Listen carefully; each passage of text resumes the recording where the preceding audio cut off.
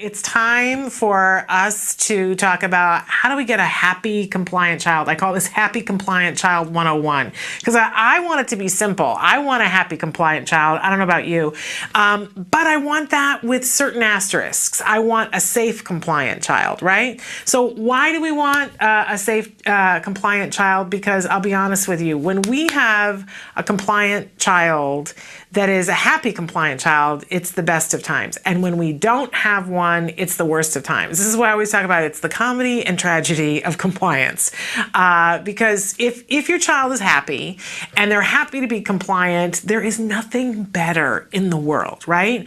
But if your child isn't compliant or they don't want to be compliant, which is what we get through a lot of compliance training, that a child is taught that you are compliant or you're going to get punished, what's going to happen the next time that the child is left alone? Well, chances are they're not going to be compliant with the thing that you wanted them to be. And that's part of being safe, right? I want my child to exhibit certain behaviors and to do them all the time, even if I'm not there, right?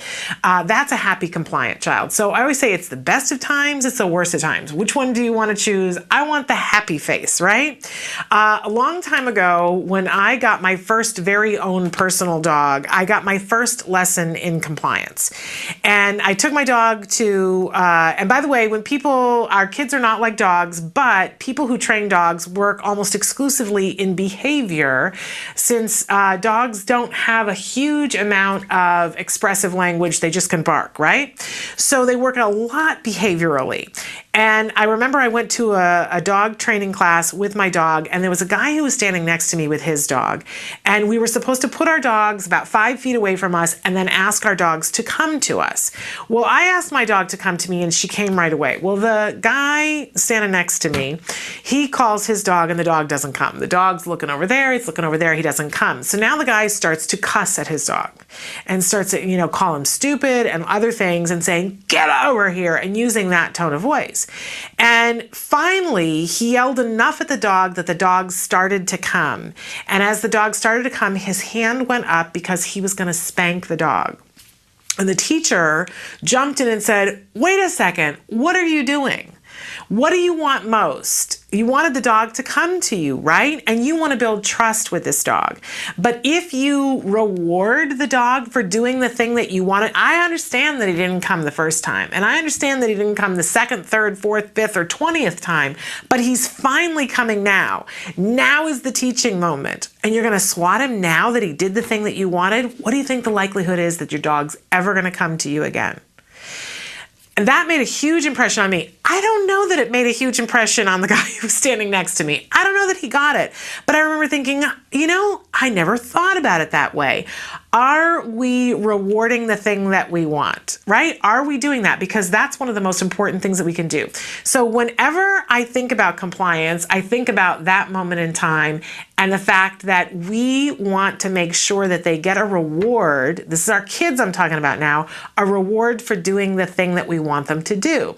So the watchword around here is to catch them doing something good. What? And this is true for everything and everyone. If you're working with somebody who at work and they're just being miserable to you and you just don't know how to get things back on track, put up a sign in your office, catch them doing something good. And when you do, reward them for it. What we're doing is setting up a circumstance in which they're going to get praise for having done something, right? So if that person delivers something off the copier to your desk and you go, "Thank you so much, that is so kind of you."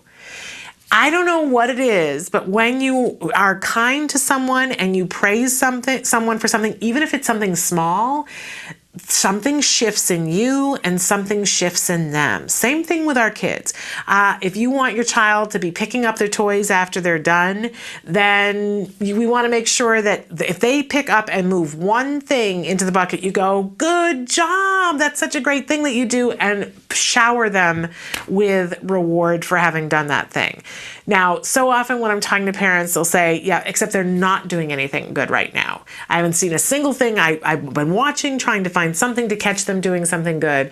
When you're in that boat, there is a very simple thing that you can do, and that's a sneaky thing. Ask them to do something that they already wanted to do.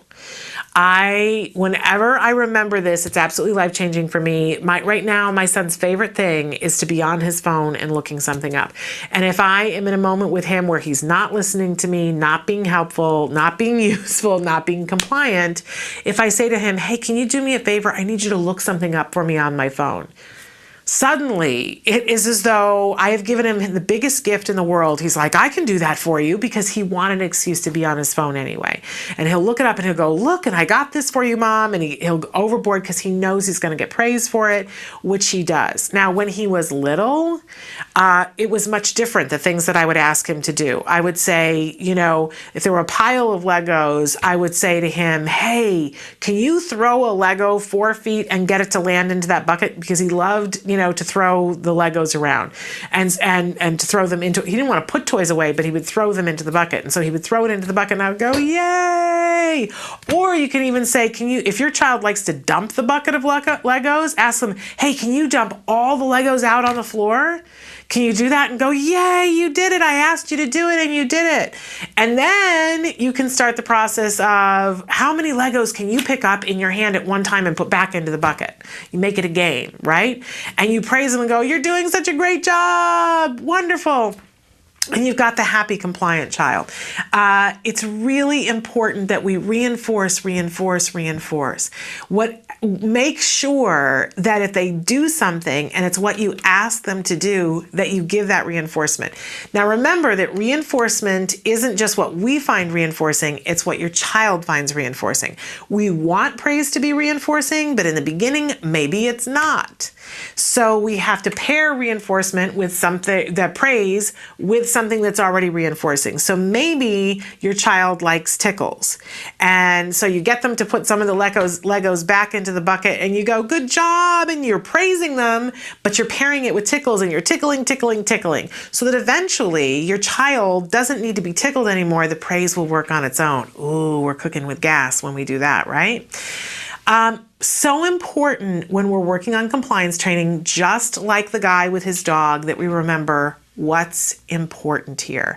The story I always like to tell is being at lunch with my son and a friend of his, and the mom was sitting there, and this is a neurotypical child, and the mom was sitting there saying, I don't know what's wrong with my 5-year-old who's about to start kindergarten, but he all of a sudden has turned into a teenager, and he rolls his eyes all the time, and I get attitude from him, and he doesn't listen to me. All of a sudden, compliance has gone out the window. And I said to her, are you remembering to praise him? And she said, of course I am. And so, I was like, okay, taking it at face value, right? And so 30 seconds later, she said something to him. He asked her a question. She said something to him, and he rolled his eyes and got up and walked away from her. And she said, stop right there. And he stopped right where he was. And she said, turn around and come back here. And he turned around and he came back. And she lifted her finger and was about to give him a lecture about rolling his eyes. Because in the moment, she was thinking that's the most important thing. But she had just said to me, I don't have any compliance from this child. And I, as a bad friend, leapt in with both feet and said, what a great job you just did. And both he and she stopped and looked at me like, have you lost your mind completely? I said, that was amazing. That was the coolest thing I've ever seen in my whole life. And they're both like, what is wrong with you? Because he was thinking I was about to get a lecture and she was thinking I was about to give a lecture. But the truth is, she said stop and he stopped on a dime. She said, turn around and come back here. And she didn't even say it nicely, and he came back to her. That was the ultimate in compliance right there. He was coming back and he knew he was going to get a lecture. He didn't think he was going to get praised. He was being compliant and she was forgetting to praise that. And both of them were smiling and he was like, I did what Mom asked me to do. I did do a good job, didn't I? And she said, you know, she's right. You're a good boy. You did a really good job. Thank you for stopping when I asked you to. Thank you for coming back when I asked you to. What a good boy you are. And then he was like, thanks, Mom. And they had a little hug. And then she said, but you know, it'd be nice if you didn't roll your eyes every time I say everything. And he was like, okay, Mom, I won't. And she said, why don't you go play now? And he went off to play, and she said, good job, right? And then the rest of the day, she had a happy, compliant child. We have to remember what's important. Just like the guy whose dog was coming back after he yelled at him, we have to remember praise when they do what we ask them to do. Have to absolutely remember to do that, because remember that compliance equals everything when we have a kid on the autism spectrum. If you have compliance, there's nothing you can't teach. There's nothing you can't do. There's nowhere you can't be. It's amazing. It's the keys to the kingdom. And remember, when you do compliance in this way, you make the child thoughtfully compliant. You make them compliant to circumstances and to people. They won't just follow someone blindly. They will follow you and do what you ask them to do, but they won't ask what they won't do what the stranger asks them to do. It is the most wonderful gift that you can give yourself, and it's something that has to be worked on constantly. I will get into a place with my child where I'm not getting the compliance, and then I ask myself, when did I last praise? When did I last make it worth his while? And then I'll ask him to do something that I know that he already wants to do, and we're back on track. Happy, compliant children. Get one. It's a cool thing.